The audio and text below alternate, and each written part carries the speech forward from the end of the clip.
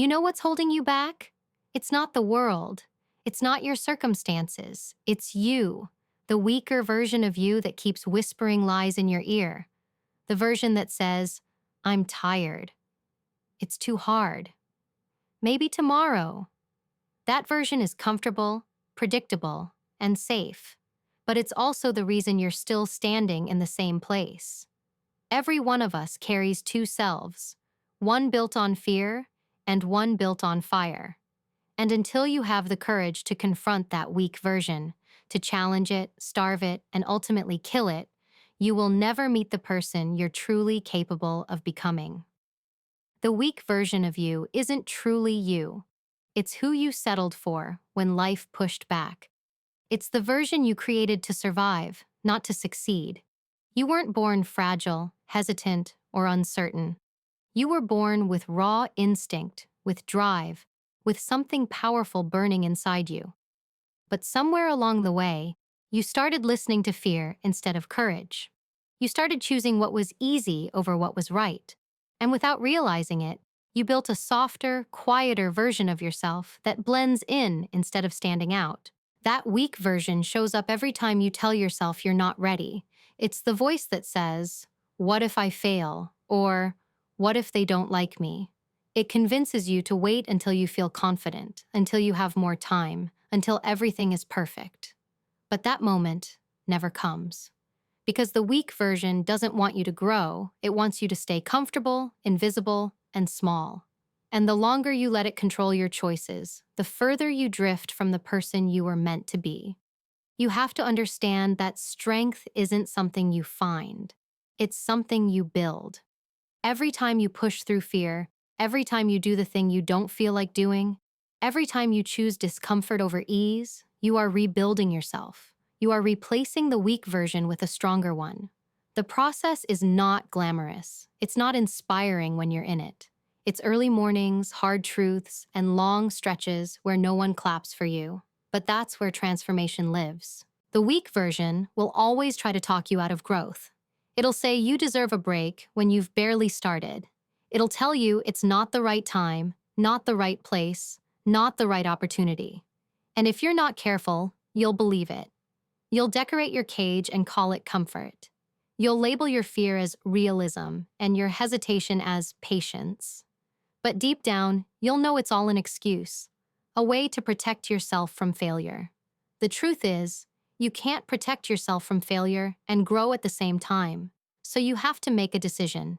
Keep nurturing the weak version or start starving it. Stop feeding it your energy, your attention, your excuses. Because every time you give in to fear, you keep that version alive. But when you face what scares you, when you act in spite of your doubt, you take its power away. That's what killing the weak version really means. It's not violence. It's transformation. It's letting the strongest, most disciplined, most honest part of you finally take control. You don't owe your weakness anything. You don't have to carry the person you used to be. Let it go. Let it die. Because the life you want, the peace, the success, the pride in who you are, exists on the other side of that death. The weak version of you had its time. But now it's your turn to rise. Comfort is the most addictive drug because it feels safe. It gives you the illusion of peace, of control, of stability. You tell yourself you've earned it, that you deserve to relax, to slow down, to take it easy for a while. And at first, that sounds reasonable. But here's the truth.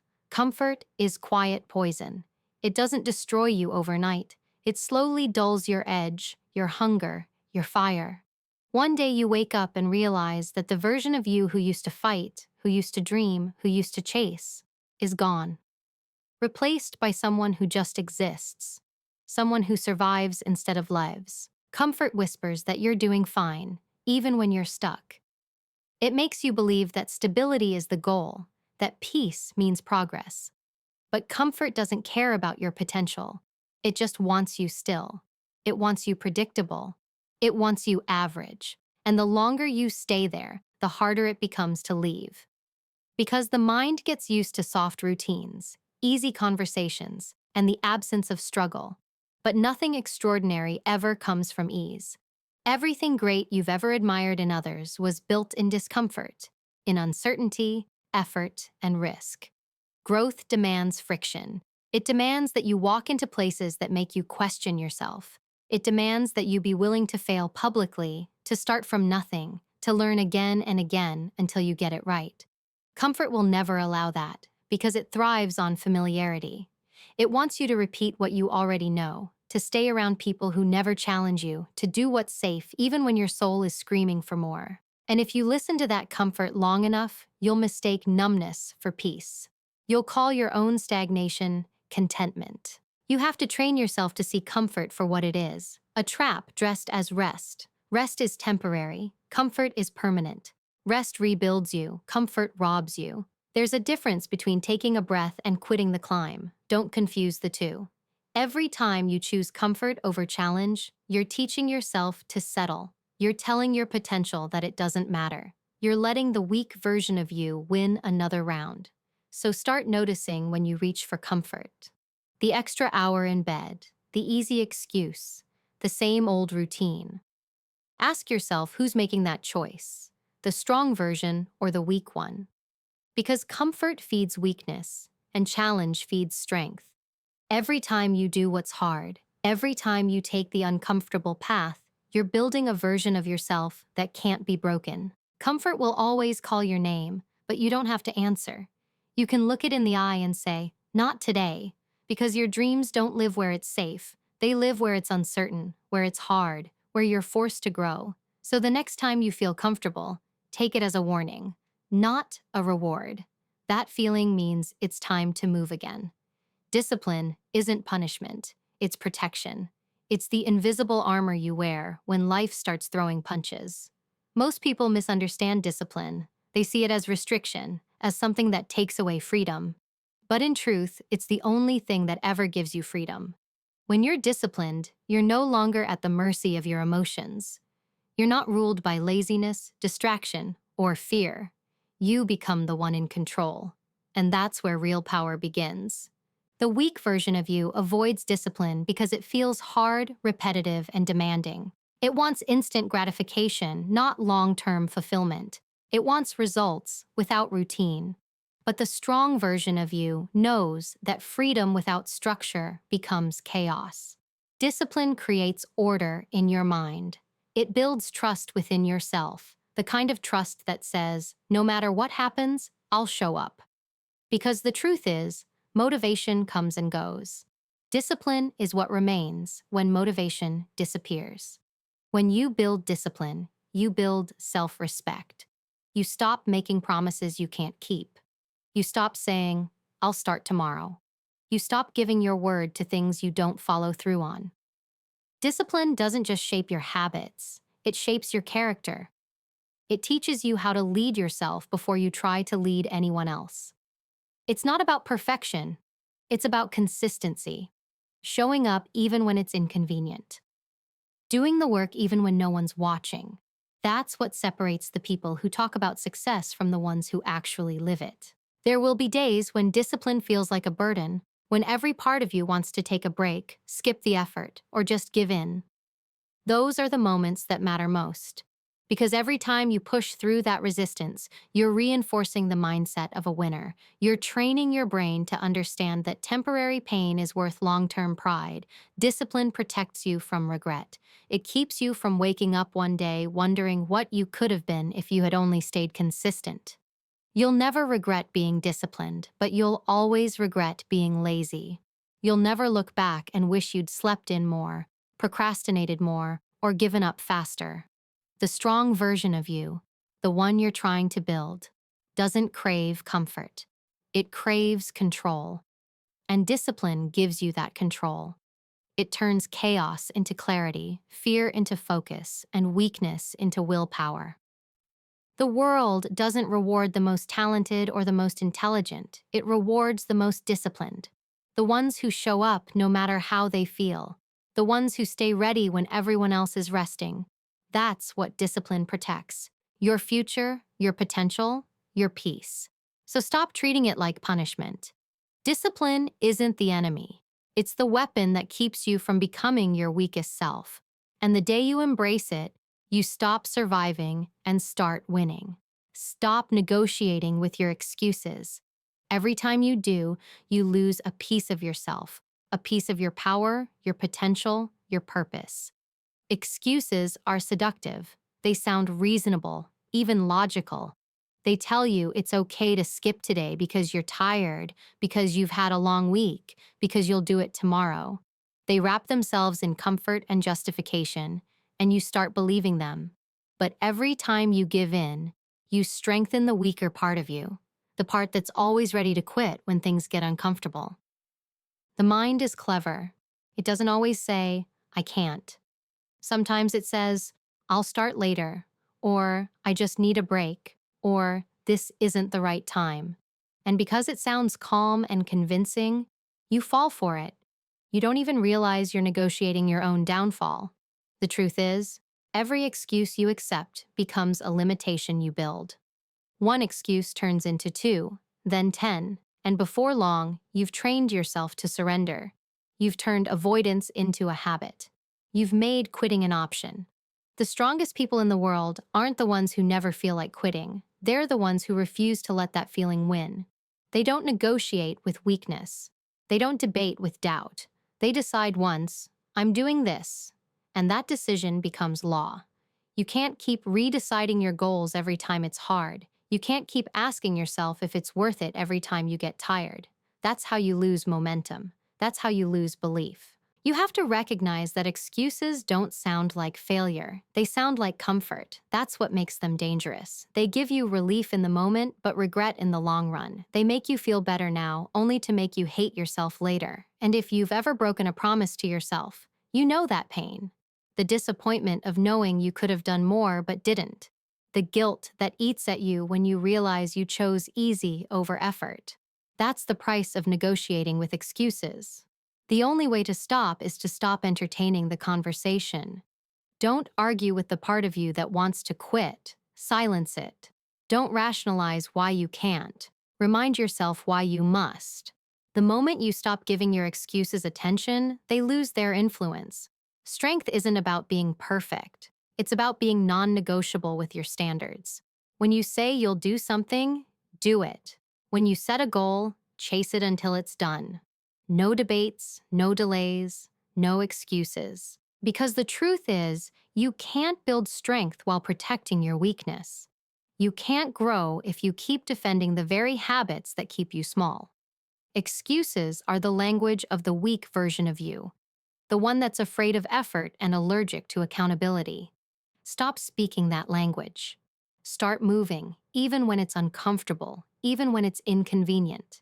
Every time you do, you silence the voice of weakness a little more. And one day, that voice disappears. Not because it stopped talking, but because you stopped listening. Strength is built in silence. Not in the noise, not in the applause, not in the validation that everyone seems to chase. Real strength grows in the quiet spaces where no one is watching, where there's no reward waiting and no one clapping for you. It's built in those unseen hours when you're fighting battles you can't even explain to anyone. The world doesn't see the tears, the frustration, the endless self-doubt. It only sees the results. But what gives those results meaning is everything that happened when no one was there to witness it. Silence is uncomfortable because it forces you to face yourself. It takes away the distractions, the noise, the excuses. It's just you, and that's where truth lives. In silence, you can't pretend. You can't fake effort. You can't talk your way out of weakness. You find out exactly who you are when there's no audience to impress. That's why most people run from silence. They need noise to drown out their thoughts, to avoid confronting the version of themselves they've been hiding from. But the strong ones, they walk straight into it. They understand that silence isn't loneliness. It's a weapon. It's where clarity is born. When you're silent, you start to listen differently. You begin to hear your own mind, the doubts, the fears, the excuses, and you start recognizing patterns. You realize how often you talk yourself out of growth. You see how easily you settle. And once you notice it, you can't unsee it. That's when transformation begins, not with loud motivation or external praise, but with quiet awareness. Because awareness is what gives you control. You can't change what you refuse to see. Building strength in silence also means learning to rely on yourself. Not waiting for others to believe in you before you take the first step. Not needing permission to chase something that matters to you. The weak version of you looks for constant reassurance. It wants someone to say, "You're doing great," before it can keep going. But the strong version doesn't wait for validation. It keeps moving, even when the silence feels heavy. Because strength isn't built from comfort. It's built from repetition, solitude, and self-respect. The truth is, real progress happens long before anyone notices. You don't grow the moment you post your success. You grow in the 100 silent moments before that. When you're tired, but still choose to work. When you're scared, but still choose to try. When you fail, but choose not to quit. Those moments define you. They are the bricks of your foundation, the quiet victories that no one will ever see, but you'll always feel. So don't rush to prove yourself to the world. Don't chase validation. Chase growth. Let your silence speak through your results. Let your consistency speak louder than your words. Because the strongest people are never the loudest in the room. They're the ones who've done the quiet work when everyone else was sleeping. They've faced their demons alone, built their strength in the dark, and when they finally step into the light, they don't need to say a word. The strength speaks for them. Pain is the tax you pay for transformation. There's no shortcut around it, no secret formula to avoid it. You can't evolve without hurting a little. Pain isn't your punishment. It's your proof that something inside you is changing. Every time you stretch beyond what's familiar, it hurts. Every time you demand more of yourself, it hurts. But that pain is a sign that you're alive, that you're still moving, that you're not settling for the same version of yourself that yesterday accepted. We've been taught to run from pain, to numb it, to treat it like it's something to escape. But the truth is, growth and pain are inseparable. You can't have one without the other. Every strong person you admire has walked through some kind of suffering that tested them, broke them, and rebuilt them. The only difference between them and everyone else is that they didn't let the pain define them. They let it refine them. They understood that pain was the cost of becoming someone greater. Pain reveals what comfort hides. When everything is easy, you don't learn much about yourself. But when you're struggling, when you're tired, when you're on the edge of giving up, that's when you discover what you're truly made of. Pain strips away the lies, the ego, the masks. It shows you who you really are when there's nothing left to pretend with. And that's where strength is born. You can't build mental toughness in a life that never tests you. You can't develop resilience without being stretched to your limit. The weak version of you will always want to escape pain. It'll look for distractions, for comfort, for the easy way out. It'll tell you that it's not worth it, that you don't have what it takes. But every time you avoid pain, you also avoid progress. You stay exactly where you are, safe but small. The strong version of you knows that the only way out is through. It walks straight into discomfort, not because it enjoys suffering, but because it understands the purpose behind it. Pain isn't forever, but the lessons it teaches you last a lifetime. You can't choose whether or not you'll experience pain in life, but you can choose what kind it will be. The pain of discipline or the pain of regret. The pain of effort or the pain of excuses. One builds you, the other breaks you. And the truth is, both hurt. So you might as well choose the pain that moves you forward, because pain with purpose transforms you. Pain without purpose destroys you. When you start viewing pain as a teacher instead of an enemy, everything changes. You stop resenting the struggle and start respecting it. You stop asking, "Why me?" and start asking, "What is this teaching me?" Every scar, every failure, every heartbreak becomes part of your evolution. The pain you once tried to escape becomes the strength you now stand on. And when that happens, the weak version of you has no power left. Because you've learned to turn pain into fuel, and that's when transformation becomes unstoppable. The mirror doesn't lie.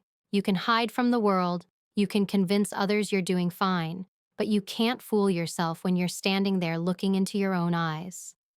That reflection tells you everything: what you've done, what you've avoided, what you've become. Deep down, you already know whether you're proud of the person staring back or if you're just pretending. The mirror doesn't care about your intentions or your excuses. It only reflects effort, consistency, and truth. It shows the cost of your choices. Most people avoid the mirror for too long, not because they don't like what they see physically, but because they're afraid to face what they've become internally. They see wasted time, missed chances, promises never kept. They see a person full of potential, but low on discipline. That's why it's easier to stay busy, to keep scrolling, to fill the silence. Because silence brings honesty, and honesty brings pain. But that pain is necessary. You can't change what you won't confront. And the mirror is your confrontation. When you finally look yourself in the eye, there's nowhere to hide. No filters, no titles, no distractions, just the raw truth. Are you living the life you said you would? Are you becoming the person you promised yourself you'd be? Or are you hiding behind potential, using it as a shield so you don't have to face your lack of action? Potential is useless without discipline. It's the excuse the weak version of you uses to feel good about doing nothing. It says, I could be great if I wanted to, but it never actually tries. The strong version of you doesn't hide behind potential. It demands proof. It doesn't need words or wishes. It needs evidence. You say you want to change? The mirror will show if you mean it. You say you're putting in the work? The reflection will tell you the truth. That reflection never lies, and that's what makes it powerful. Because every time you face it, you have a choice. Keep lying to yourself or start building someone you can finally be proud of. It's easy to impress others. You can talk a big game, post your progress, act confident. But none of it matters if you can't respect the person in the mirror. That's the ultimate accountability partner. You can't escape it. It sees your effort, your habits, your late-night decisions. It knows when you're giving your best and when you're holding back.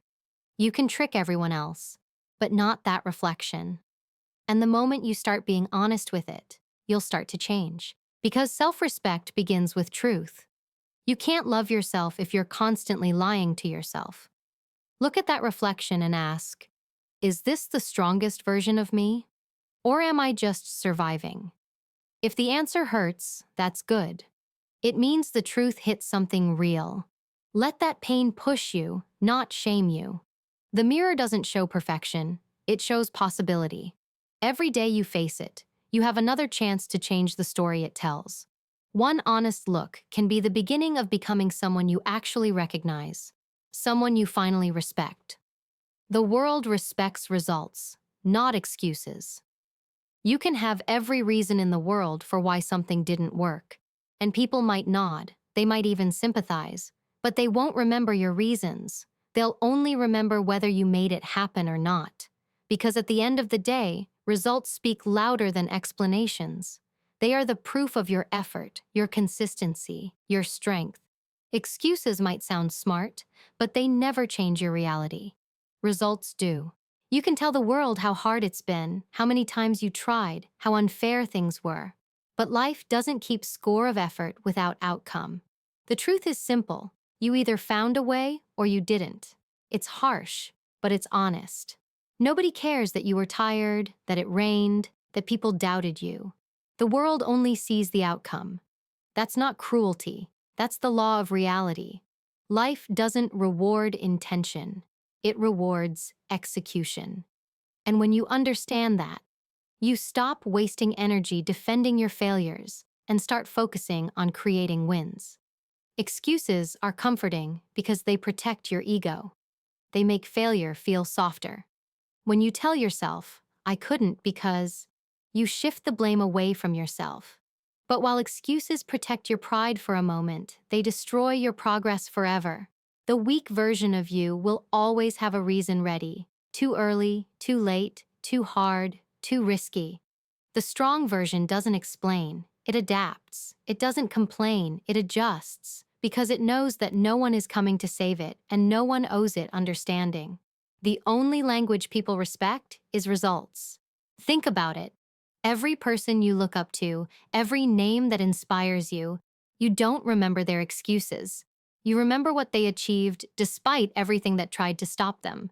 You remember their results, not their reasons. That's the standard you have to hold yourself to, because life will not give you credit for trying. It gives you credit for showing up, staying consistent, and pushing through even when every part of you wanted to quit. Results are built when you stop looking for sympathy and start looking for solutions. The truth is, people are watching less than you think. No one's keeping track of your excuses because everyone's too busy fighting their own battles. That's why your results matter. They are the only evidence of your effort. You can spend your life explaining, or you can spend it executing. One gives you attention, the other gives you freedom. And freedom feels a lot better than pity. When you start living with a results-first mindset, everything shifts. You stop asking for validation and start demanding excellence from yourself. You stop waiting for ideal conditions and start creating them. You understand that your success is your responsibility, not your environment's, not your past's, not anyone else's. The world doesn't care what stopped you. It only cares what you did anyway. And when you start producing results, when you turn your talk into action, that's when respect comes naturally. Because results don't need to be defended. They speak for themselves. You can't be both the victim and the victor. You have to choose who you want to be, because both identities cannot exist in the same body. One of them makes excuses, the other makes progress. One blames the world, the other builds themselves despite it. Every time you tell yourself that life has been unfair, that people didn't support you, that things should have gone differently, you're choosing the role of the victim. And once you wear that label, it starts to control everything: how you think, how you act, and how far you go. The victim waits for rescue. The victor takes responsibility. It's easy to stay in the victim mindset because it feels safe. It removes accountability. You get to feel right without having to do anything about it. You get to feel like life owes you something. But the truth is, no one's coming to fix it for you. Nobody's showing up to rewrite your story. Life isn't fair. It never was. The difference between people who rise and people who stay stuck isn't fairness. It's ownership. The strong take what they have, however broken, however small, and they build with it. The weak keep waiting for conditions to change before they start. The victim mindset whispers that you've suffered enough, that you shouldn't have to try anymore, that you've earned the right to stop. But suffering doesn't make you strong. Rising from it does. Pain doesn't define you. Your response to it does. Everyone has a reason to give up, a story that could justify failure. But victors use their story as fuel, not as an excuse. They take the same pain that broke them and turn it into discipline, focus, and power. They don't seek pity, they seek progress.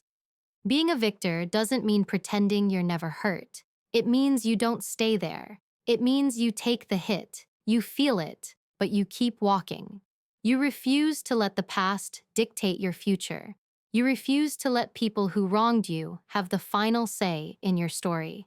Victors rewrite their narrative. They look at everything that went wrong and decide, this will not be how it ends.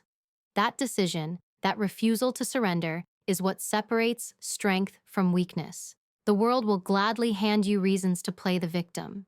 It's easier to get attention that way, easier to gain sympathy. But sympathy doesn't build character. It doesn't move you forward.